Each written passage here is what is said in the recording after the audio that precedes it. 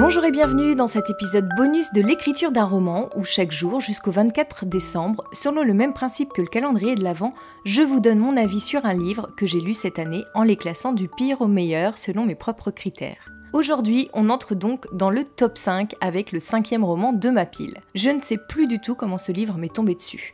Je crois qu'une fois de plus, je l'ai trouvé dans la bibliothèque de mes parents et c'est le titre qui m'a attiré avant tout. J'ai d'autant plus voulu le lire quand j'ai découvert qu'il avait obtenu le prix Goncourt en 2009 et que je ne connaissais pas du tout son auteur, son autrice en l'occurrence, puisqu'il s'agit d'une femme. C'est ainsi que j'ai découvert 3 femmes puissantes de Marie Ndiaye, paru aux éditions Gallimard. Comme son titre l'indique, ce roman tire le portrait de 3 femmes.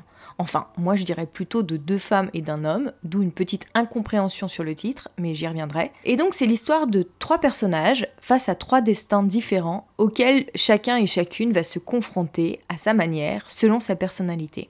Au début, ça n'a pas été si simple de rentrer dans la lecture. Il m'a fallu un petit temps pour m'adapter au style de Marie Ndiaye, qui fait de longues phrases plutôt alambiquées. Rien que l'incipit, c'est-à-dire la première phrase du roman, se déroule sur un paragraphe entier. Mais bon, par contre, on rentre très vite dans le vif du sujet. Et c'est si bien décrit qu'on s'y croirait. Les personnages et les lieux sont si réalistes qu'ils semblent exister. C'est la force majeure de ce roman, la finesse des descriptions et de la psychologie des personnages. Ils sont dépeints avec une telle subtilité que c'en est bluffant.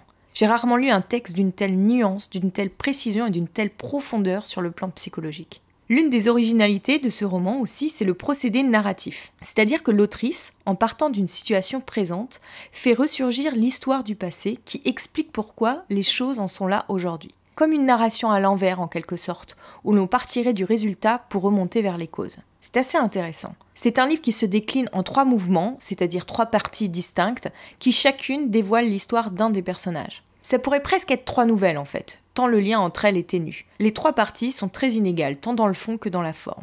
La première m'a beaucoup plu. On entre aussitôt dans l'histoire et on veut savoir ce qu'il s'est passé. J'ai trouvé l'intrigue passionnante, tant il y avait de ressorts et de rebondissements. Et puis les questions sont nombreuses dès les premières pages. Pourquoi la protagoniste est-elle ici? Pourquoi entretient-elle cette relation avec son père? Etc. etc.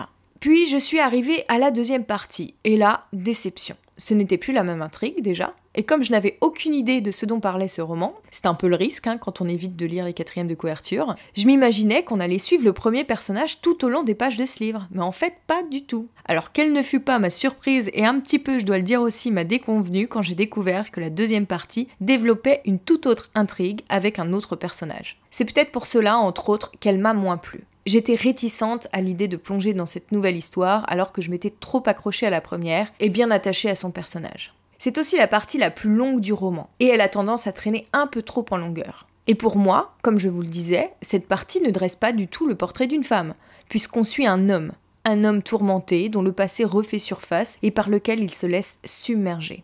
Alors oui, bien sûr, il est marié à une femme dont on évoque vaguement le contour, mais ce personnage reste pour le moins secondaire, on peut pas dire que ce soit là le portrait qui est tiré dans cette partie. Le véritable tour de force de cette autrice, c'est de nous faire rentrer dans la tête, dans la peau de son protagoniste, comme si on assistait à son monologue interne, et notamment lors de ce passage, même s'il s'étend un peu trop. Et puis en plus, l'autrice fait monter une sorte de tension, comme s'il y allait avoir un cataclysme, et puis puf, rien, il se passe rien. Alors enfin, si, un petit peu, un petit quelque chose, mais c'est vraiment un tout petit truc.